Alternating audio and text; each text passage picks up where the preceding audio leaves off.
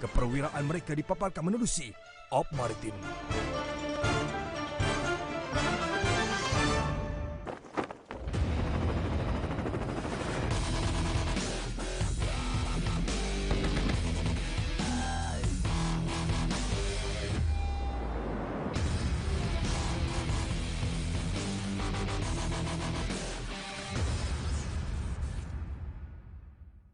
Tapi dia boleh elok. Memang elok lah. Elok tau lah. Elok untuk steam. Untuk steam lah. Untuk steam. Inilah reaksi selamba seorang lelaki ketika disoal siasat pihak penguat kuasa. Dia dipercayai masih di bawah pengaruh dadah semasa diberkas di dalam satu serbuan di Kampung Batang Pinang Kecil, Pulau Pangkor, Perak 5 Oktober lalu.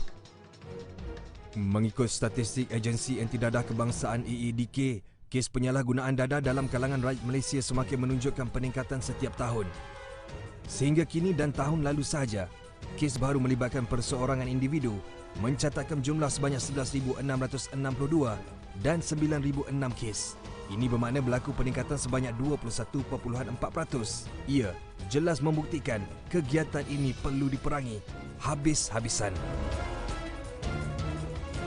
Pagi ini, laut tenang seakan-akan mengalu-alukan kedatangan kru Op Maritim di Jeti Kastam Kampung Aceh, Perak. Langit biru bertemankan keindahan alam yang menghijau, membangkitkan ketenangan kepada sesiapa pun.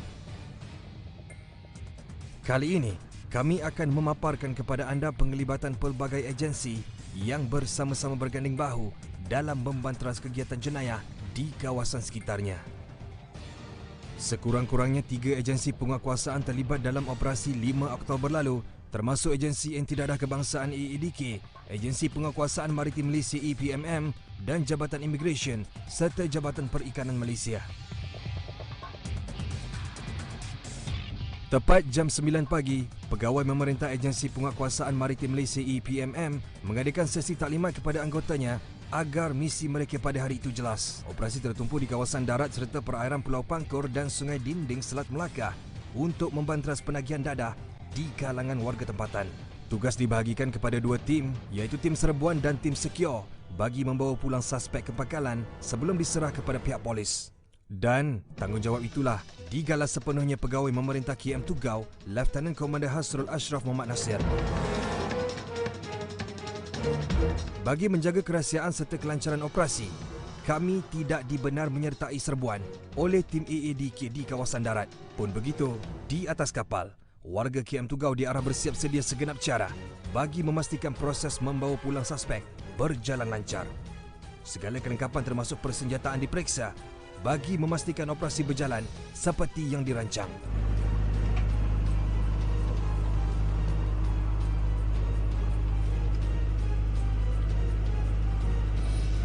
Setibanya kami di Pulau Pangkor, 16 suspek yang diberkas sedia untuk dipindahkan ke KM Tugau. Pelbagai reaksi berjaya dirakamkan lensa kami. Suspek yang berusia 38 tahun ini mengambil dadah jenis morfin dan ganja untuk keseronokan. Dia yang masih berhayal menjawab segala pertanyaan meskipun kamera sedang merakam. Lambat lama. Tapi dia boleh elok. Elok untuk steam. Untuk steam. Dah 6 tahun dah. Banyak duit habis lah. Steam dan sonok lah. Tak kena steam. Banyak duit habis lah. 6,000 habis semua. Ada kayu selit dalam badan lah. Kayu selit dalam badan. Bawa kayu. Masa misi nak makan misi badan. Kesemua suspek dibawa ke bahagian atas kapal dan kawalan ketat dilakukan bagi menghalang perkara yang tidak diingini berlaku. Untuk makluman, di belakang saya ini merupakan sebahagian daripada 16 suspek penjenayah yang ditahan oleh agensi anti dadah kebangsaan kira-kira jam 6 pagi tadi, dan ketika ini jam menunjukkan 2 petang dan kami sedang dalam perjalanan menghala ke Jeti Kastam untuk menyerahkan kesemua OKT ini kepada pihak yang terlibat. Dan menurut agensi penguatkuasaan maritim Malaysia APMM, sebelum ini ada sesetengah OKT ataupun penjenayah yang cuba melarikan diri, sedangkan mereka tahu mereka berada di tengah lautan. Dari segi potensi OKT untuk meluaskan diri memang ada. Tapi itulah kita tengok laut ni kan luas. Dia pun nak lari mana kan. So walau dia terjun macam mana laut pun, bot kita boleh pintas dia lah untuk menangkap semula. Tapi bila melibatkan kawasan yang cetek, itu kita kena buat precaution lah. Kita kena berhati-hati lah di situ sebab potensi dia nak melarikan diri apabila laut cetek amat besar lah. Lagipun dia pun tahu mana lorong-lorong tikus yang ada di kawasan sekitar. Setibanya di jeti Kastam Kampung Aceh, kesemua suspek dibawa masuk ke dalam trak untuk tindakan selanjutnya.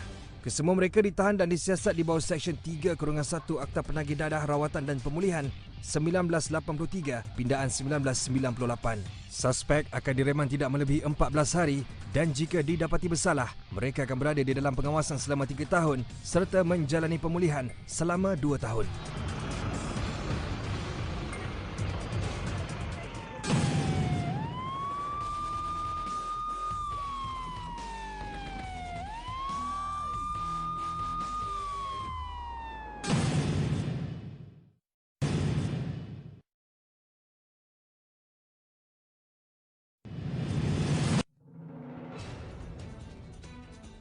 Jam menunjukkan tepat 6 petang.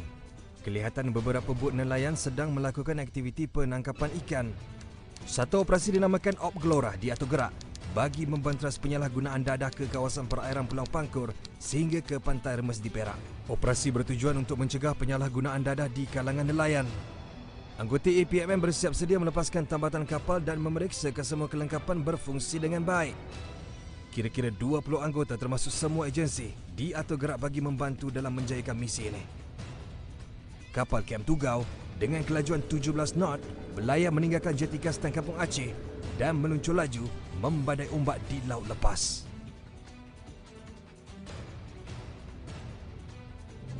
Sekarang jam menunjukkan 7 petang. Kini kami dalam perjalanan menuju ke sebuah tempat di mana kami akan menyertai sebuah operasi yang melibatkan jenayah. Operasi ini melibatkan kerjasama antara Agensi Anti Dadah Kebangsaan, Agensi Penguatkuasaan Maritim Malaysia serta Jabatan Imigresen untuk kali ketiga pada tahun ini.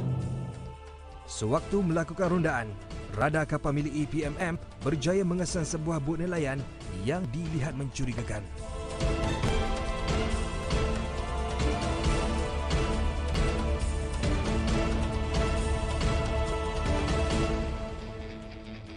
Tanpa berlengah, KM Tugau pantas mengejar bot nelayan terbabit. Siren kapal dibunyikan bagi memberi amaran kepada semua anak kapal termasuk tekong supaya memberhentikan bot.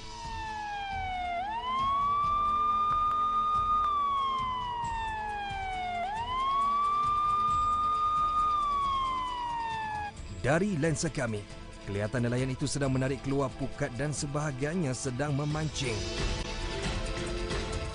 Anggota APMM segera bertindak mendekati suspek meski keadaan laut pada malam ini bergelora. Wujudnya sebuah batu besar kurang 1 batu nautika dari lokasi penahanan memungkinkan berlakunya nahas berlaku di tengah samudera. Untuk itu, bot nelayan ini terpaksa ditambat sejauh 5 batu nautika. Tangan tu. Mama, letak itu bang. Malu ni.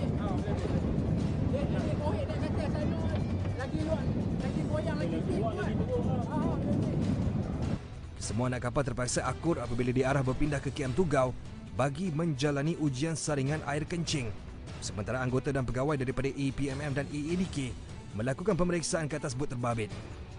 Daripada 10 yang diperiksa, 2 kantoi.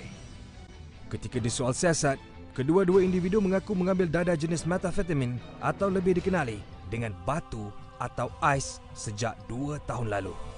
Jual mancin. Nah, dalam 2-3 tahun lah.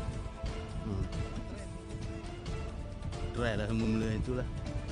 Suspek memberi alasan, kononnya dadah itu berfungsi untuk mereka kekal bertenaga sepanjang hari. Punca nak buat kerja kat rumah aku sampai pagi. Buat kerja pun kerja pomen pun. Macam-macam lah buat kerja. Boleh juga tapi saja menggatal. Itu cerita. Tahu. Kedua-duanya dibawa ke JT Custom untuk tindakan lanjut. Kedua-dua suspek yang kita tahan tadi itu didapati positif syabu dengan pil lah. Jadi kedua-duanya ditahan di bawah Seksyen 3 Kurungan 1 Akta Penagih Dadah Rawatan dan Pemindahan 1983 Pindaan 1998. So tindakan tu kita ambil untuk tindakan pihak ADK lah. Sama ada kebiasaannya kita akan buat permohonan reman di mahkamah dan kebiasaannya permohonan reman tu selama tempoh 14 hari yang kita tahan. Bergantung kepada magistrate lah, seandainya magistrate membenarkan 14 hari lah. Operasi tamat 5 jam kemudian.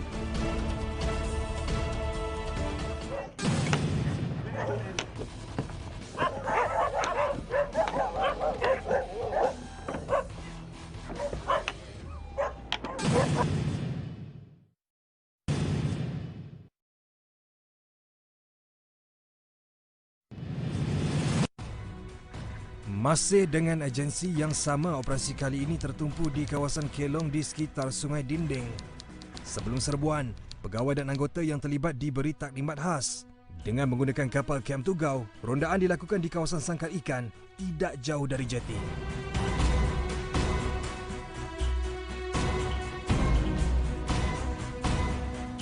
Jika semalam, 2 individu positif dadah jenis syabu, batu ataupun ais. Pada pagi ini, kami dan agensi yang terlibat meneruskan operasi di Sangkar Ikan yang tidak jauh, kira-kira 2 batu nautika daripada kawasan penahanan malam tadi. Bot Jabatan Perikanan, agensi lain serta kru op maritim memulakan rondaan dan membuat pemeriksaan di salah sebuah sangkar ikan bagi melihat lesen dan permit perniagaan, ujian saringan air kencing serta pas lawatan kerja warga asing. Ketibaan kami disahut salakan anjing.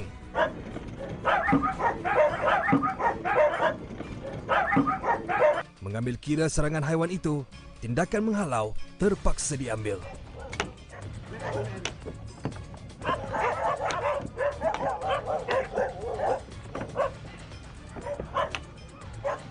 Sama. Berapa orang?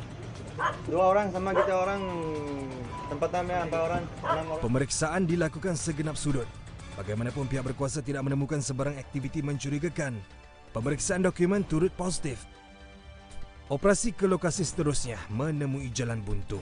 Setibanya kami di salah satu kelong di sebelah tebing, penjaga kelong terlebih awal bertindak melarikan diri. Suasana sunyi sepi. Daripada serbuan kat sini, rasanya dia orang dah lari, dia orang dah tahu kita datang sini. So, tak apa, kita akan cuba yang lain juga. Kemungkinan dia lari ke mana? Kemungkinan dia akan terdedah. Sebab sini kalau berenang pun sampai ni. Pihak kuasa percaya berlakunya kebocoran maklumat serbuan, lalu mereka bertindak melarikan diri ke kawasan Pai Bakau yang berdekatan. Dalam operasi ini, AADK dan APMM berjaya menahan 2 suspek yang merupakan pekerja kelong yang dipercayai menagih dadah. Tanpa berlengah, mereka dibawa ke atas kapal untuk menjalani ujian saringan air kencing. Ternyata, individu ini positif dadah jenis syabu. Saya ambil sebab nak kerja. Aku kerja juga tapi tak ada. Yalah, betul juga. Salah saya bang dengan kurang kan. Bila ambil? Pagi tadi ya. Last. Sikit tak ada bang. Tak ada bang. Tong-tong ke kapal lah. Ambil kat zambu, umbu. Kamu kok. Biar menangis air mata darah sekalipun, nasi sudah menjadi bubur. Saya menyesal memikirkan mak saya. Sebab dia seorang rumah kan. Kalau diri saya seorang-seorang tak ada masalah bang. Nah, betul. Tapi kita kalau seorang kita, saya tak risau. Kalau mak risau dia kan. Dia berjalan pun goyang-goyang kan. Menurut Ketua Operasi AADK Daerah Manjung Muhammad Abdullah Johari, pihaknya menghadapi masalah dalam membantras aktiviti penagihan dadah, memandangkan tokan besar menjadikan middleman atau tokan kecil untuk meneruskan kegiatan haramnya. Kadang-kadang barang yang diorang ambil ni pun bukan daripada semata-mata kat laut saja, mungkin ada di tempat lain, di darat dan sebagainya. Sebagai contoh, kalau kita tengok sekarang, kalau trend sekarang tak semestinya laut, mungkin bekalan dadah tu datang daripada darat. Contoh, kalau saya sendiri macam pengedar, saya akan bawa dadah Kalau saya letak dalam bas pun orang takkan tahu, dan tiada penguatkuasaan dari segi pemeriksaan di dalam bas dan sebagainya. Mungkin dadah pun. Tambah Abdullah, persepsi negatif masyarakat yang enggan menerima golongan ini meskipun mereka sudah bebas daripada penagihan dadah, lalu mendorong bekas penagih ini kembali ke dunia gelap. Kedua-dua suspek ini dibawa ke Jeti Kastan Kampung Aceh untuk tindakan lanjut. Operasi tamat jam 4 petang.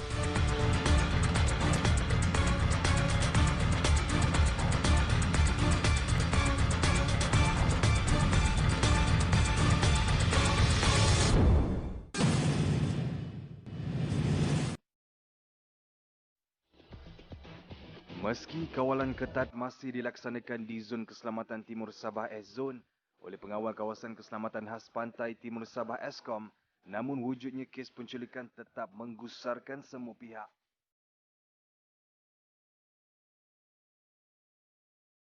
Operasi demi operasi melibatkan agensi di bawah Eskom dilaksanakan, namun keluasan laut dan jarak persempadanan antara dua negara itu menjadi kekangan kepada agensi penguatkuasaan dalam membantras kemasukan penjenayah khususnya di perairan Semporna dan Lahad Datu.